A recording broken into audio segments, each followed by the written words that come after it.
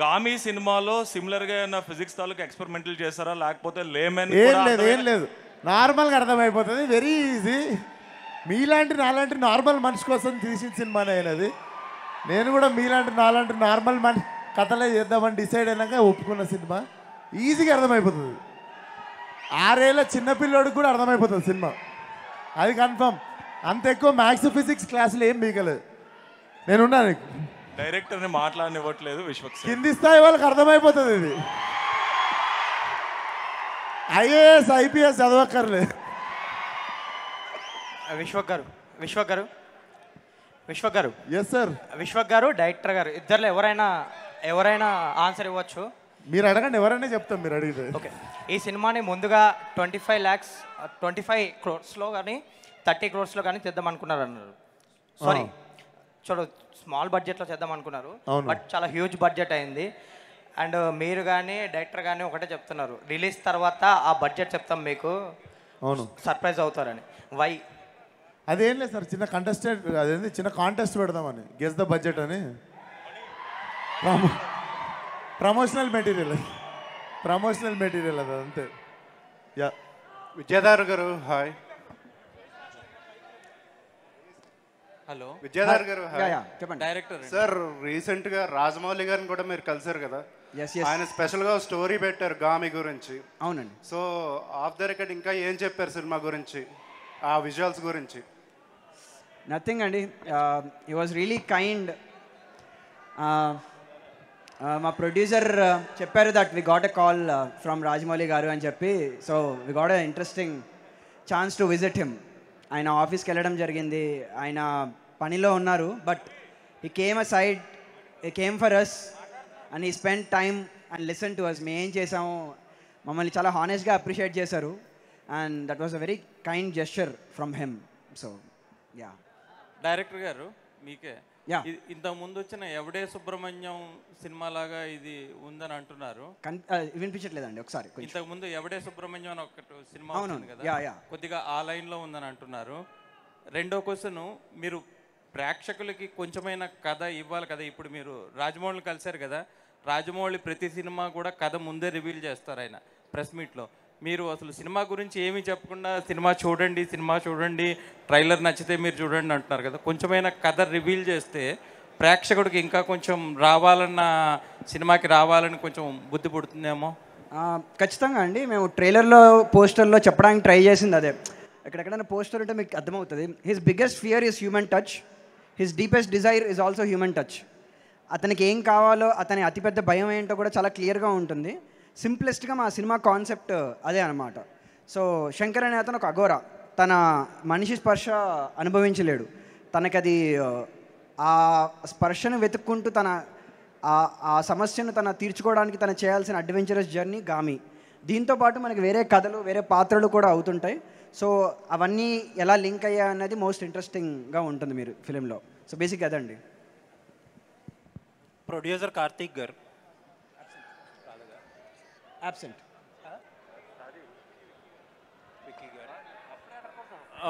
UV Vicky గారు చెప్పొచ్చు.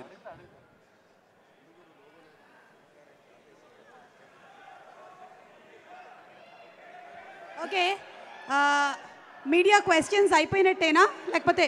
Okay please. సరే, డైరెక్టర్ గారన్నా చెప్పొచ్చు. ఇది ఆ ప్రొడ్యూసర్ గారు ఈరోజు అబ్సెంట్, సో డైరెక్టర్ గారే చెప్తారు. Yeah, sorry. యాక్చువల్లీ ఇండస్ట్రీలో ఏదన్నా ఒక సినిమా బడ్జెట్ గురించి మాట్లాడితే సినిమా తీసిన వర్కింగ్ డేస్ బట్టి కానీ, లేకపోతే అది రిలీజ్ అయిన టైం బట్టి కానీ, లేకపోతే ద అమౌంట్ ఆఫ్ విఎఫ్ఎక్స్ ఆ సినిమాలో ఉన్నదాన్ని బట్టి కానీ ఒక ఐడియా వస్తుంది. ఇది ఎంత ఎక్కువ అయితే ఆ సినిమా బడ్జెట్ అంత పెరుగుతూ ఉంటుంది. సో మీ సినిమాకి నిన్న విశ్వక్ గారు ఒక మాట చెప్తూ almost 40% of the budget VFX అన్నారు. ఆబ్వియస్లీ అంటే విఎఫ్ఎక్స్ చాలా ఎక్కువ పార్ట్ ఉందని అర్థం. ఇంకొకటి 5-6 ఇయర్స్ తీశారు మీరు.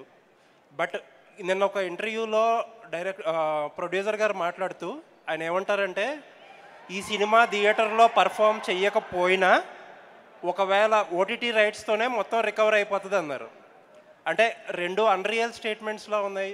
బై నార్మల్ ఇండస్ట్రీ లాంగ్వేజ్లో ఏంటంటే మీ బడ్జెట్ చాలా ఎక్కువ అవ్వాలి, but at the same time OTT రైట్స్తోనే రికవర్ అవ్వాలంటే ఇట్స్ నాట్ పాసిబుల్ కదా.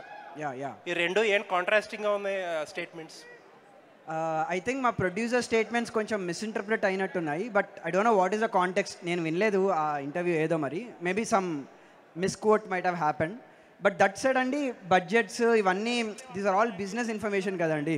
So cinema is more than that. It's so right now I think it's better we discuss more about the story or how the film is working and all. So we can leave the business information for the business people, and it's for investors and the business people related. So let's treat cinema like a pure emotion. అంటే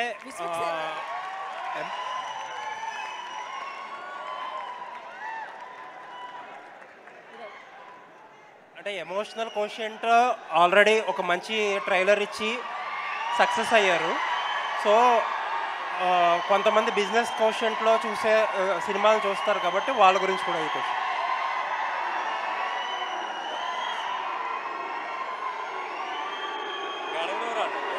anyways all the best. Vishwaksen గారు hi bro. Hi bro.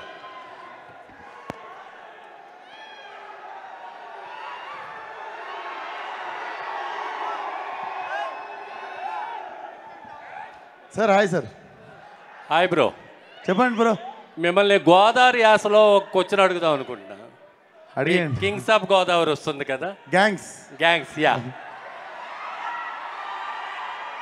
నాన్నగారు ప్రజారాజ్యం పార్టీలో ఫేవర్గా ఉన్నారు అప్పట్లో. మీరు జనసేన పార్టీకి ఎప్పుడు వస్తున్నారు?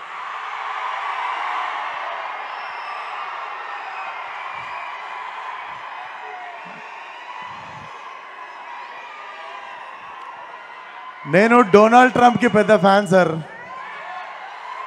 నేను Donald Trump fans association president నేను. సో డొనాల్డ్ ట్రంప్ పాలిటిక్స్కి వచ్చినప్పటికీ చాలామంది రాలేదు ఇక్కడ.